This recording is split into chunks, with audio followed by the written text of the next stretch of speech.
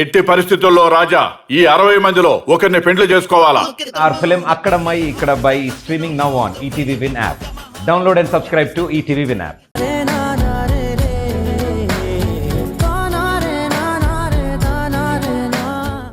ఎంత పని జరిగిపోయింది.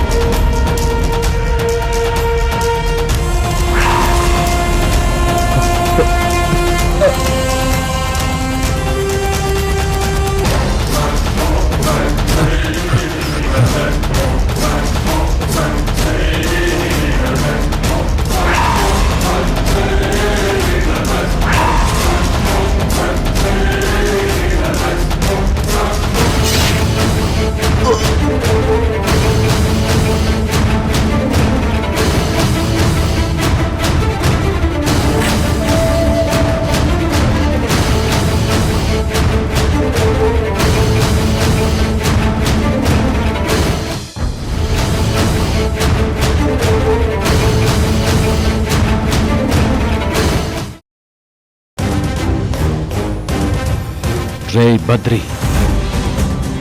నువ్వు నా సృజనని అనుభవించాలనుకుంటావా? నా బంగారాన్ని బలత్కారం చేయాలని చూస్తావా? దీనికి నేను నీకిచ్చిన బహుమతి చూసావుగా? నీ ప్రాణం తీసేశా. ఇక జన్మలో నువ్వు నా మరదలి వైపు చూడలేవు. నా చేతికి మట్టంటకుండా నిన్ను లేపేశా.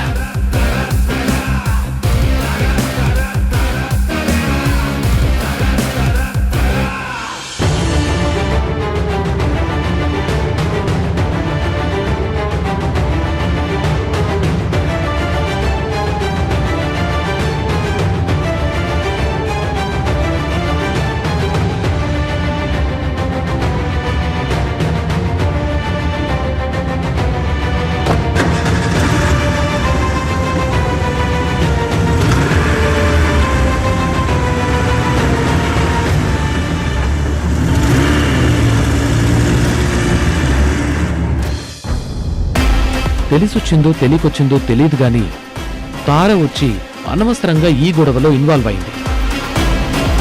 తార బద్రిని డిక్కిలో వేసుకెళ్తోంది. అంటే బద్రిని కొండ కింద పడిపోయిన ప్లేస్లో పడేస్తుందేమో. అదే గనక జరిగితే నేను సేఫ్, తారా సేఫ్. ఈ నేరం ఆ గోపిగాడి మీదకు వెళ్తుంది. వాడు పర్మనెంట్గా జైల్లో ఉంటాడు. సృజన పర్మనెంట్గా నాకు సొంతం అవుతుంది.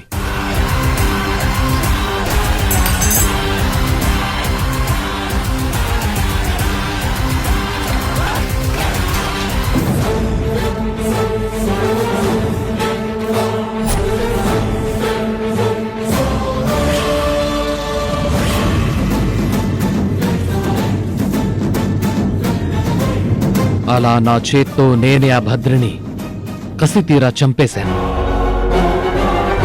కానీ ఇదేది బయట ప్రపంచానికి తెలీదు. గోపి వల్ల చనిపోయాడేమో అని సృజన భయపడుతుంది. తన వల్లే చనిపోయాడు, కానీ అది అనుకోకుండా జరిగిందని తార గోపిని రక్షించే ప్రయత్నం చేస్తోంది. కాని వాళ్ళిద్దరికీ తెలియని విషయం, బద్రి గోపి వల్ల తార వల్ల చనిపోలేదు, నేను చంపేశాను. నా మరదలి జోలికి ఎవడైనా వస్తే వాడి పరిస్థితి ఇదే అనడానికి బద్రి చావే నిదర్శనం. అంత తెలివైన ఇందిర కూడా ఇది నేను చేశానని ఊహించలేకుండా ఈ హత్యని చేశాను. బాబాయ్, మొత్తం చాలా ఇంట్రెస్టింగ్ గా విన్నట్టున్నావు కదా? చెమటలు పట్టేలా చెప్పావు. ఇంతవరకు ఇది నువ్వు చేసుంటావని ఎవ్వరూ ఊహించలేకపోయాం. కానీ వాడు నీ చేతిలో చచ్చాడా? నేను అడుగుతున్నది బాబాయిని. నాకు సమాధానం నువ్వు చెప్పకూడదు. బాబాయ్, నువ్వు చెప్పు. అవునబ్బాయ్, మ్యాటర్ చాలా ఇంట్రెస్టింగ్గా ఉంది.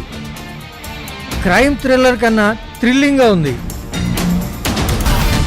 నువ్వే చేసావంటే అసలు ఎవ్వరూ నమ్మరు.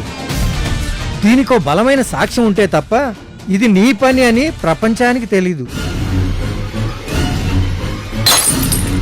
ఆ?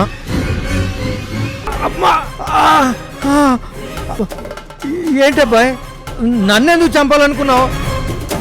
బాబాయ్, చంపాలి అనుకుంటే బద్రిగాన్ని చంపినట్టు కస కస కస కసి తీరా పొడి చంపేవాని కదా.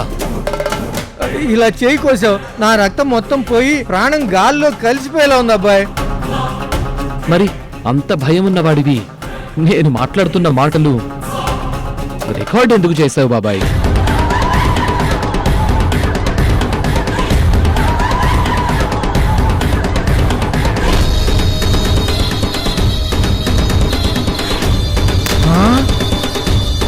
ఏంటి, ఈ వీడియో నీ దగ్గర పెట్టుకొని నన్ను బ్లాక్మెయిల్ చేద్దాం అనుకున్నావు కదా? హ్మ్. నేను నువ్వనుకున్నంత తెలివి తక్కువని కాదు బాబాయ్. నా దగ్గర మర్యాదగా ఉంటే మీ భవిష్యత్తు మామూలుగా ఉంటుంది. అబ్బాయి, ఇంకెప్పుడు ఇలాంటి పనులు చేయను అబ్బాయి. అయినా నేను కావాలని ఫోన్ ఆన్ చేయలేదు అబ్బాయి. అనుకోకుండా వీడియో ఆన్ అయిపోయింది, దానంతట అదే రికార్డ్ అయిపోయింది. బాబాయ్, చెయ్యి తెగినా సరే నీకింకా బుద్ధిలో మార్పు రాలేదు బాబాయ్. యదవ నాటకాలు ఆడకు. చెప్పాను కదా, తెలివితేటలు చూపిస్తే మీ ఆవిడ మెడలో తాళి తెగిపోతుంది, నీ ఫోటోకి దండడిపోతుంది. ఈ ఒక్క తప్పు కాయబ్బాయి, ఇక జీవితంలో చచ్చినా తప్పు చేయను. చేస్తే నువ్వు చంపేస్తావన్న భయంతో బతుకుతాను. ఏంటత్తా, నీ సంగతేంటి? నువ్వు కూడా ఏదైనా ప్లాన్ చేసావా? హా, నువ్వు చెప్పిన కథ విన్నాక, ఇప్పుడు జరిగింది చూశాక నీ జోలికి నేను వస్తానా అల్లుడు? నువ్వు చెప్పింది వింటాను, కుక్కలా పడి ఉంటాను. మీరిద్దరూ ఎలా ఉంటేనే బతుకుంటారు. అయినా ఎవరికీ తెలియని నిజాన్ని నీకెందుకు చెప్పానో తెలుసా? మా మీద అభిమానంతో. తోకేం కాదు. మీకు నేను నిజం చెప్పానన్న ఆనందంలో మీరుంటారు. ఈ నిజం ఎవరికైనా చెప్పేస్తే నన్ను ఇరికించొచ్చని తెలివితేటలు చూపిస్తారు. కానీ పొరపాటున మీరు నోరు జారారని చెప్పినా నా గురించి ఎవ్వరూ నమ్మరు సరికదా. మీరు నాతో చేతులు కలిపినప్పుడు మాట్లాడిన మాటలు మొత్తం నేను రికార్డ్ చేసి పెట్టాను.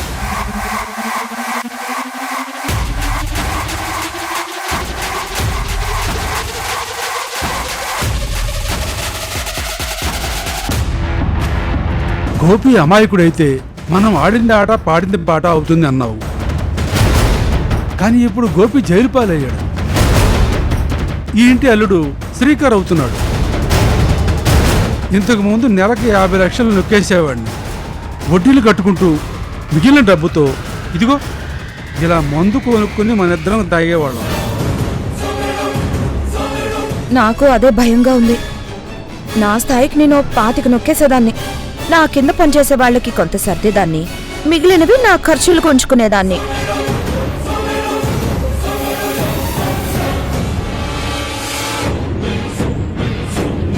ఇది మామయ్యతో పాటుగా యూట్యూబ్లో కూడా పెడతాను. దాంతో మీ మ్యాటర్ వైరల్ అయిపోతుంది, మీ బతుకు బస్టాండ్ అయిపోతుంది.